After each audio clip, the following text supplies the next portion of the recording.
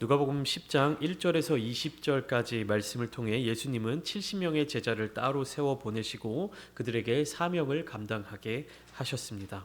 70명의 제자들이 감당한 사명은 무엇이었습니까? 예수님께서 가실 길을 먼저 가서 복음을 증거하는 일이었습니다. 그리고 예수 그리스도의 능력을 베푸는 일이었죠. 이 70명의 제자들이 그 일을 행하고 다시 돌아온 뒤에 함께 기뻐하는 장면으로 이야기가 마무리되었습니다. 그 후에 예수님은 그 70인의 제자들이 기뻐하는 것을 보시고 성령으로 기뻐하시며 하나님 앞에 감사 기도를 드리셨습니다.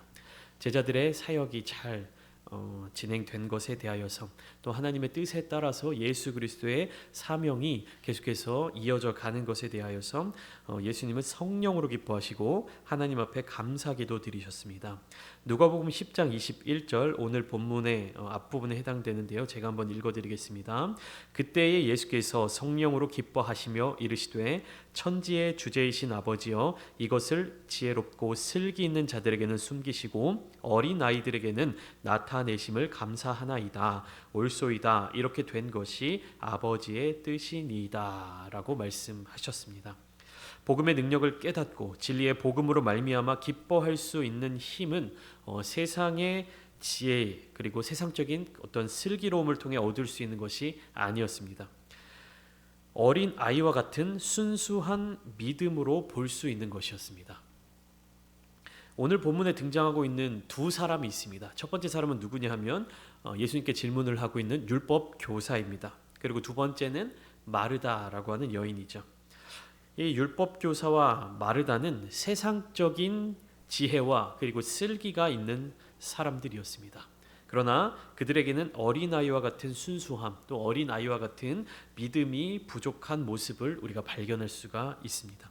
먼저 율법교사의 질문을 한번 함께 살펴볼까요? 율법교사는 예수님께 나와서 이렇게 질문하고 있습니다. 오늘 본문 25절 말씀인데 선생님 내가 무엇을 하여야 영생을 얻으리까? 라고 질문하고 있습니다. 여러분 질문이 무엇이죠? 질문. 제가 여러분께 질문을 드렸는데요. 질문이란 사전적인 의미를 찾아보니까 내가 알고자 하는 바를 얻기 위하여 묻는 물음이다 라고 설명하고 있습니다. 그러니까 다양한 용도로 다양한 의미로 사용되고 있지만 결국에 질문이다 라고 하는 것은 내가 무엇인가를 알기 위해서 내가 무엇인가를 얻기 위해서 묻는 어떤 그런 물음을 의미하는 것이죠. 그런데 오늘 본문에 나오는 율법교사는요 예수님께 질문을 하는데요 그 앞에 다른 전제 조건이 붙어 있습니다. 율법교사는 예수를 시험하여 이르되 라고 성경 말씀을 기록하고 있어요. 그러니까 예수님을 시험하여서 질문을 하고 있는 것입니다. 그러니까 형태는 질문인데 율법교사는 예수님을 시험하고 있는 거예요. 내가 정말 무엇인가에 대해서 알고자 하는 마음, 내가 그것을 구하는 마음이 있어서 예수님께 이렇게 질문을 하는 것이 아니라 무엇을 위하여 질문을 한다는 겁니까? 예수를 시험하여 이르되 라고 기록하고 있는 겁니다. 시험은 상대방을 평가하는 행위입니다. 그러니까 상대방을 평가하기 위해서는 내가 답을 알고 있어야 되는 거예요. 다시 말하면 질문이다 라고 하는 것은 내가 알지 못하는 것 혹은 내가 알고자 하는 상태에서 상대방에게 물음을 던지는 것이고요. 시험은 내가 답을 알고 있는 상황 가운데서 상대방이 그 답을 알고 있는지를 확인하기 위해서 물음을 던지는 거예요. 상대방을 평가하기 위한 어떤 조건이다라는 것이죠. 누가복음 4장 말씀에서 특별히 4장 12절 말씀에서 보시면 마귀가 예수님을 시험할 때 사용한 단어가 동일하게 여기에서 25절 말씀에 시험하여 이르되 이렇게 적혀져 있는 것입니다. 마귀가 예수님을 시험할 때 가지고 있던 그 의도가 동일하게 지금 율법교사의 마음 가운데 있다라는 것입니다. 이 율법교사는 답을 알고 예수님께 질문을 한 것입니까? 아니면 모르고 예수님께 질문을 한 것입니까? 답을 알고 질문을 한 것이에요. 그러면 다시 말하면 이 율법교사는 영생을 얻고자 질문을 한 걸까요? 다시 즉 구원에 이르기 위한 질문을 한 것인가 라는 생각을 우리가 갖추어 보아야 됩니다. 율법교사의 질문 자체가 무엇입니까? 내가 무엇을 하여야 영생을 얻으리까? 라고 묻고 있어요. 그러면 여기에서 답이 누구에게 있는가를 어떻게 생각하느냐, 그러니까 답이 누구에게 주어져 있는가를 판단을 내려야 이 질문의 의도를 우리가 잘 파악할 수가 있는 것입니다. 자, 보세요. 영생을 얻는 방법에 대해서 질문을 하고 있죠. 그런데 예수 그리스도에게, 예수님께 그 영생의 능력, 구원의 능력이 있음을 믿고 물음을 묻는다면 이것은 질문이 되는 겁니다. 그런데요, 답을 내가 알고 있다라고 생각하고 예수님께 물음을 묻게 되면 이것은 시험이 되는 거예요. 율법교사는 지금 자기에게 답이 있다, 자기가 답을 알고 있다라고 생각하고 예수님께 이러한 물음을 묻고 있는 것입니다.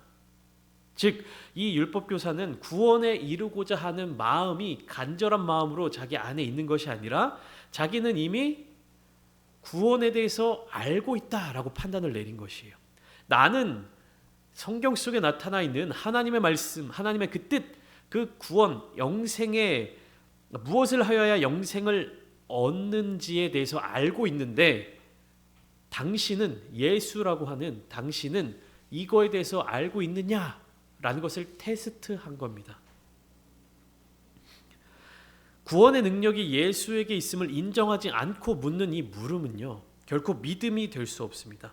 영생을 얻고자 하는 간절한 그 마음이 담겨져 있지 않다는 것입니다.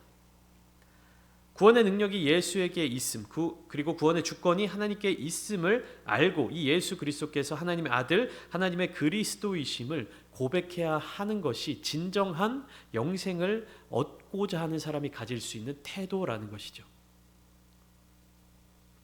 예수님은 이 율법교사의 마음을 알고 계셨습니다. 그렇기 때문에 예수님은 율법교사의 질문에 대해서 다시 질문으로 대답하고 계십니다. 26절 보시면 율법에 무엇이라 기록되었으며 내가 어떻게 읽느냐. 예수님은 그 한 가지 질문을 받으신 뒤에 그 질문을 한 율법교사에게 두 가지 질문으로 다시 되물어 보세요. 바로 대답을 해주시는 것이 아니라 그 질문을 한 율법교사에게 다시금 두 가지 질문을 던지십니다. 첫 번째는 뭐냐면 글자 그대로 율법에 무엇이라 기록되어 있는가, 그 내용에 대해서 질문을 하십니다. 그리고 두 번째는 그것을 내가 어떻게 읽고 있는가 라고 해석에 대해서 질문을 하시는 거예요. 내용과 해석 두 가지 모두에 대해서 예수님은 이 율법교사가 잘 알고 있는지를 다시금 확인하기 위해서 질문을 던지시는 것입니다. 그러니까 내용은 잘 알고 있는데 해석이 틀릴 수가 있죠. 그렇기 때문에 내용과 해석이 둘 다 맞아야 하며 결국에는 그것을 어떻게 해야 되느냐, 적용해야 된다는 것입니다. 우리가 신앙생활을 하면서 또 함께 성경 강해 설교를 계속해 나가고 있는데요, 성경 말씀을 읽고 그 성경 말씀을 연구하며 그 내용에 대해서 빠삭한 지식을 갖추는 것이 목적이 되어서는 안 된다는 것이죠. 무엇입니까? 그 내용이 어떠한 해석을 가지고 있는지, 그 내용이 어떠한 뜻을 가지고 있는지 그것을 내가 잘 해석할 수 있어야 되는 것이에요. 그리고 더 나아가 어디까지 연결되어야 되는 겁니까? 적용하는 단계까지 연결되어야 하는 것입니다. 그러니까 예수님은 율법교사에게 두 가지 질문을 하시면서 네가 내용을 잘 파악하고 있는가, 그리고 그것을 잘 해석했는가를 질문하십니다. 그런데 예수님의 이 질문에는 내용과 해석을 넘어서는 적용의 단계가 있는 거예요. 근데 율법교사는 어떻습니까? 율법교사는 말 그대로 그 율법을 가르치는 사람입니다. 그러니까 전문가예요. 서기관. 그렇기 때문에 스스로 이야기를 하죠.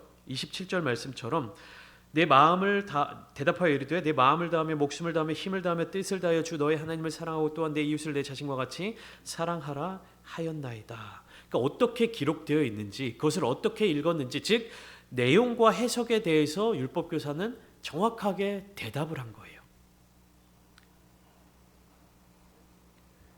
근데 여기에 예수님은 한 가지 더 말씀하시죠. 무엇입니까? 28절 내 대답이 옳도다 이를 행하라 그러면 살리라 이렇게 말씀하십니다. 이게 어떤 부분입니까? 적용의 부분이에요.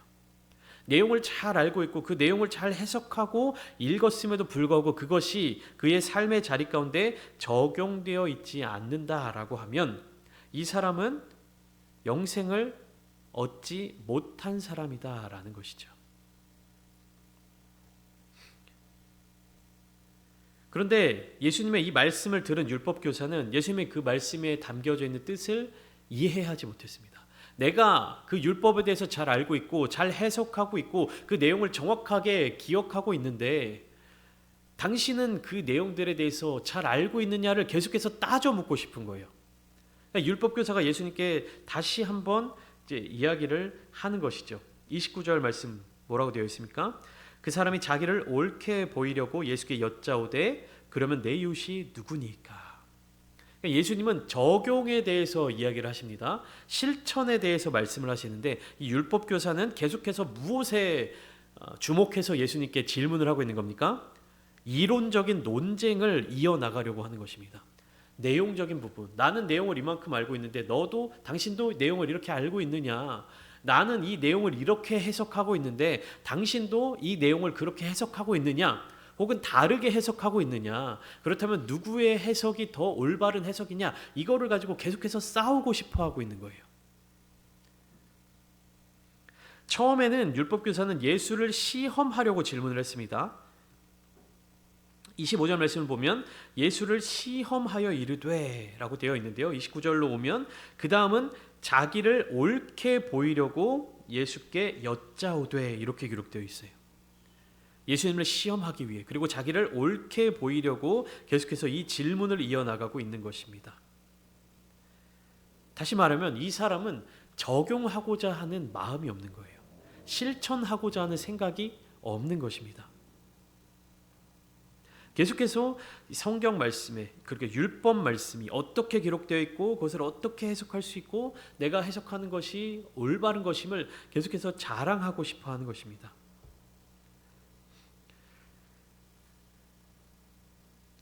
(29절) 말씀을 다시 한번 자세히 살펴보면 자기를 옳게 보이려고 예수님께 질문을 하는데요. 그 질문의 내용이 무엇입니까? 그러면 내 이웃이 누구니까? 이렇게 질문을 하는 겁니다. 내 이웃이 누구냐라는 질문은요. 어떤 사람들은 내 이웃이 될 수도 있고 또 어떤 사람은 내 이웃이 될 수 없다라는 그런 선택적인 암묵적인 내용이 포함되어 있는 것이에요. 예수님께 질문해서 내 이웃이 누구입니까? 라는 질문. 그러니까 내 이웃을 사랑하라 라고 예수님이 말씀하시는데 그러면 내 이웃이 누구입니까? 라고 다시 질문을 하는 것은요. 내가 사랑을 실천하는 것에 있어서 내 이웃을 내가 정하겠다라는 것입니다. 그러나 사랑은 어떻습니까? 그 대상을 확정 지음으로써 시작되는 것이 아닙니다.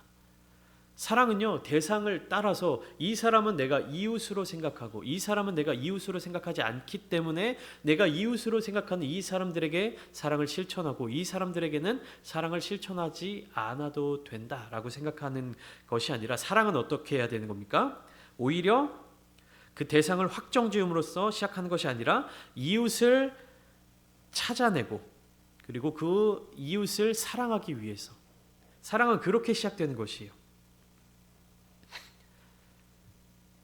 사랑의 계명, 사랑하라, 서로 사랑하라, 내 이웃을 내 몸과 같이 사랑하라라는 이 계명을 지키지 못하는 이유는 이 율법교사가 질문한 것처럼 내 이웃이 누구입니까? 그러니까 내 이웃이 누구인지 모르기 때문에 사랑을 하지 못하는 것이 아니라 오히려 사랑이 없기 때문에 이웃을 분별하지 못한다는 것이에요.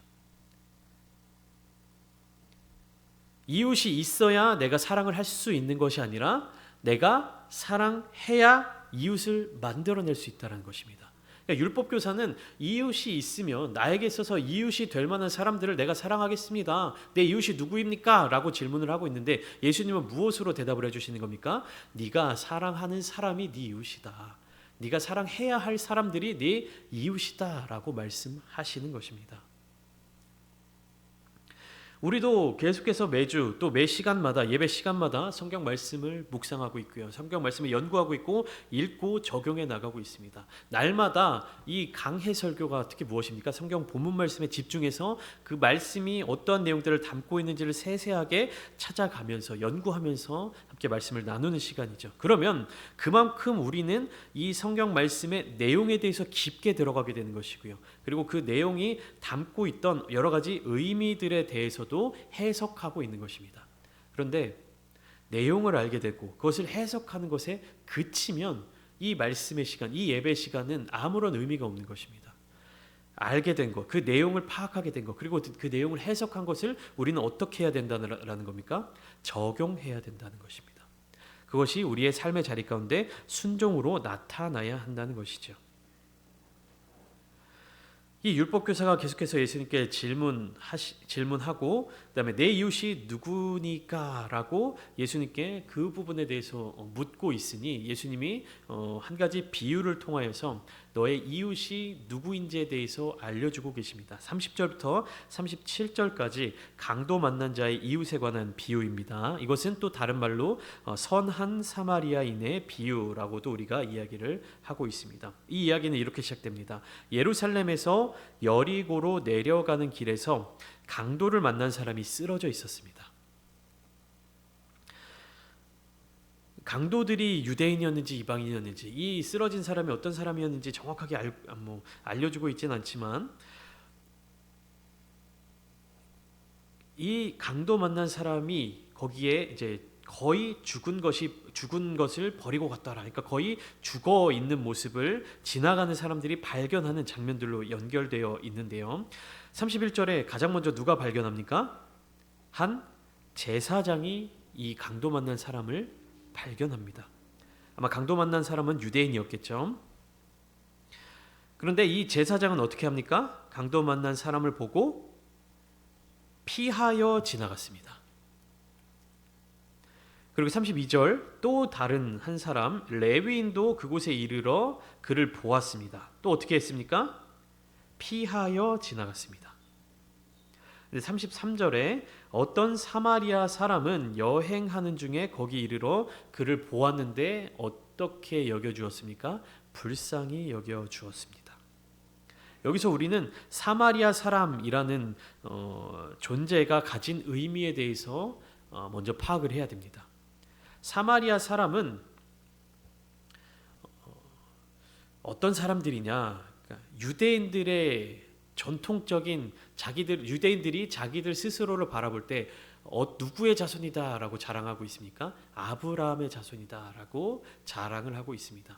아브라함의 자손 그리고 그 단일 민족 하나님께서 선택하신 백성이다라고 하는 것이 이스라엘 자손들에게 있어서는 가장 자부심을 가지고 있는 그러한 이야기였습니다. 우리는 하나님이 선택한 백성이야. 우리는 하나님께 구원받은 백성들이야 라는 자부심으로 살아가던 민족이 바로 유대인들이었습니다. 근데 유대인들 가운데 왕이 생겨나게 되고요. 남유다와 북이스라엘로 갈라지게 되는 사건이 일어납니다. 그렇게 수백 년의 시간이 흘러가면서 분열되어 있던 북이스라엘이 기원전 722년에 아수르라는 나라에 의해서 멸망하게 됩니다. 북이스라엘이 먼저 멸망하게 되고요. 이 사마리아는 그 북이스라엘의 수도였습니다. 그러니까 아수르의 점령 정책이 어떤 정책이었냐면요. 그들이 정복해 가는 주요 도시들에 자기 아수르 사람들을 터전을 잡고 살아가게 만듭니다. 그리고 그 안에서 혼혈 민족을 이루는 정책을 갖추는 거예요. 그러면 오랜 시간이 지나게 되면 이 사마리아 땅에는 어떤 사람들이 생겨나게 되는 겁니까? 아수르 사람과 섞여 살게 되면서 그런 혼혈 민족들이 탄생하게 되는 것이에요. 그때 남유다는 어떠한 상황이었습니까? 여전히 남유다는 조금 더 지나서 기원전 586년경에 멸망합니다. 그러니까 그들은 바벨론에 의해서 멸망했는데요. 바벨론의 정책은 아수르의 정책과 달랐습니다. 혼혈, 민족 혼합주의를 채택하지 않았기 때문에 아수르에 의해서 멸망당한 북이스라엘의 수도 사마리아에는 아수르 사람과 이방 사람들과 그 북이스라엘 사람들이 혼혈된 섞인 사람들이 살아가고 있었고요. 예루살렘을 비롯한 남유다 땅에는 바벨론에 의해서 멸망을 당했지만 혼혈되지 않은 순수한 유대인들, 그들 스스로 생각할 때 순수한 유대인들이 계속해서 살아가고 있었던 것입니다. 그러니까 유대인들이 이 사마리아 지역의 사람들을 보면서 뭐라고 비난을 하는 겁니까? 아브라함의 후손이 아니다. 아브라함의 혈통이 아니다. 즉 너희는 그 아브라함의 혈통으로서 구원받은 민족으로 포함될 수 없다라고 이야기를 하고 있는 것입니다. 그래서 서로 굉장히 원수지간처럼 살아가게 된 것이 수백 년의 시간 동안 이 앙금이 쌓이게 되어서. 그런데 지금 강도 만난 유대인을 보면서 어떤 사람들이 어떤 반응들을 보이고 있는 겁니까? 제사장이 발견했지만 피하여 지나가고 레위인이 발견했지만 피하고 지나갑니다. 이 제사장과 레위인은 모두 유대인들이죠. 그런데 어떤 사마리아 사람은 어떻게 해 주었습니까? 그를 보고 불쌍히 여겨 주어서 기름과 포도주를 그 상처에 붓고 싸매고 자기 짐승에 태워 주막으로 데리고 가서 돌보아 주었다라는 것입니다. 사마리아인은 강도 만난 자의 이웃이 되어 준 거예요.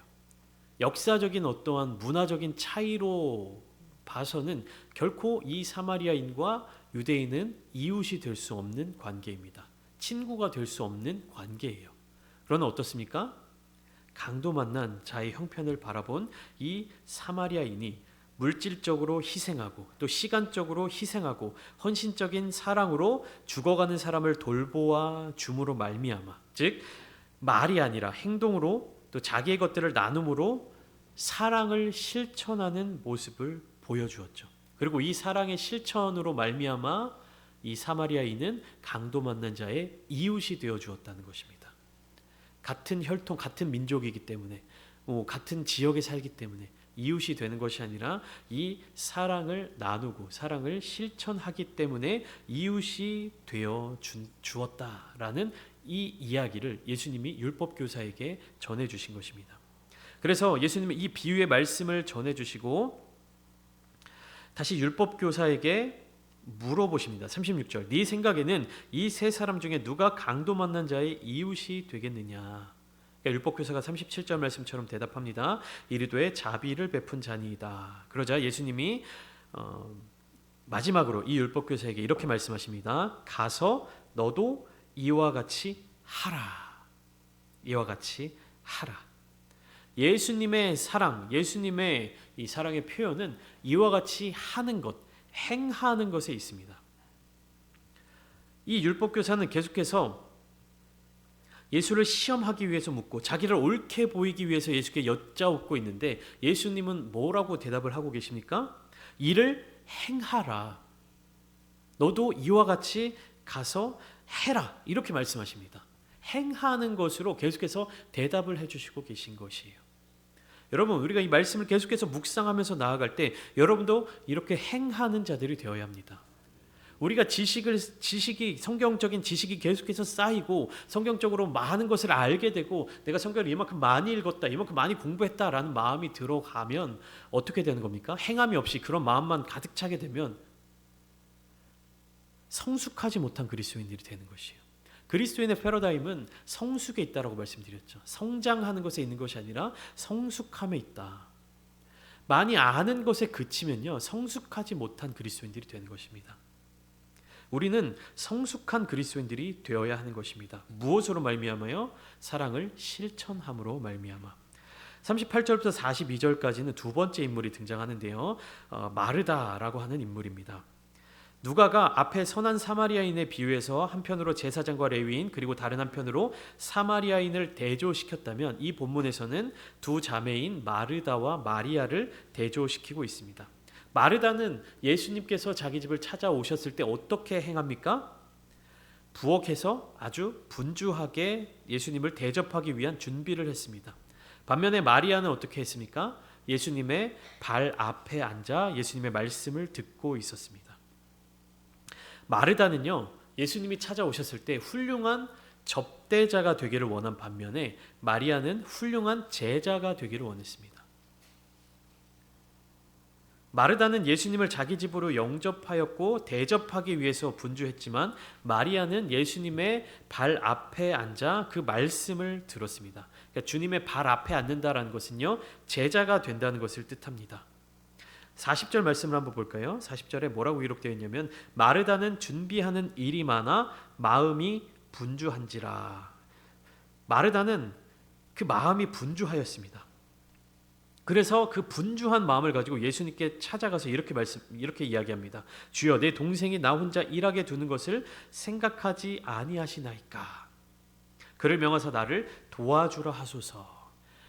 마르다는 그 분주한 마음을 가지고 예수님께 나아가서 동생 보고 언니 좀 도와주라고 예수님이 이렇게 말씀해 주셔야 되는 거 아닙니까? 이렇게 이야기를 하고 있는 것입니다.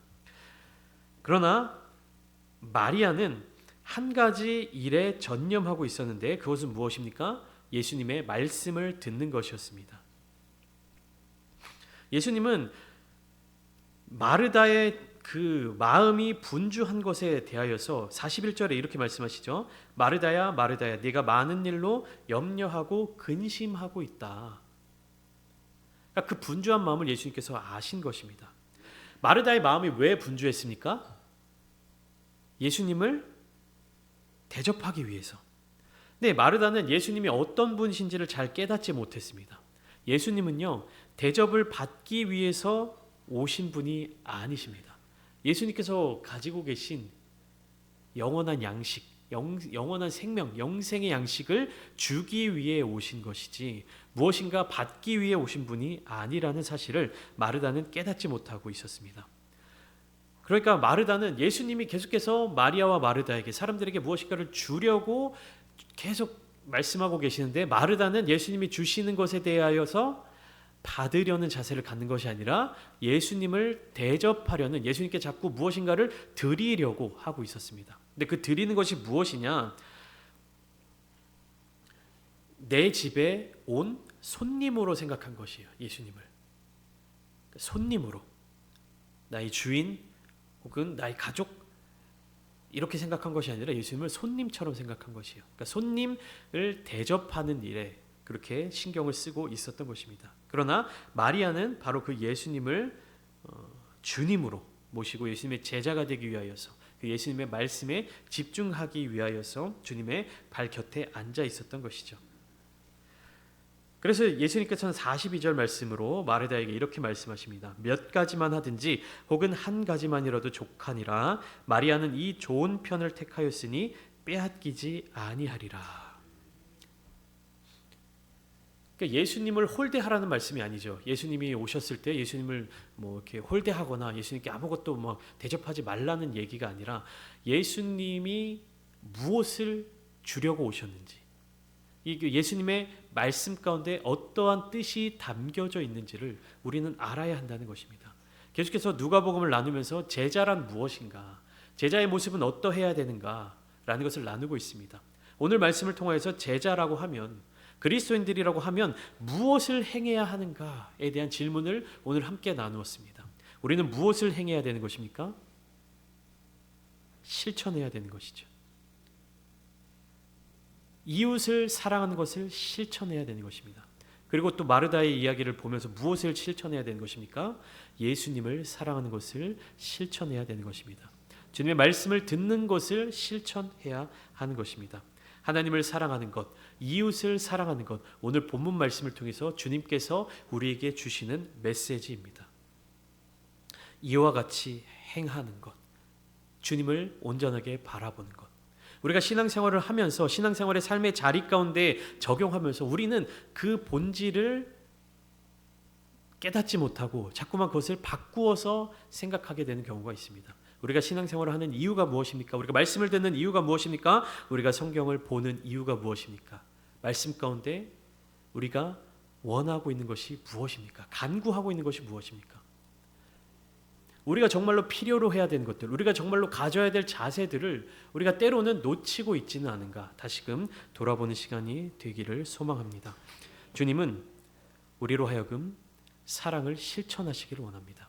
머리로만 알고 있는 것이 아니라, 지식으로만 쌓아가는 것이 아니라 가서 행하는 자들이 되기를 원하십니다. 행하는 자들이 되십시오.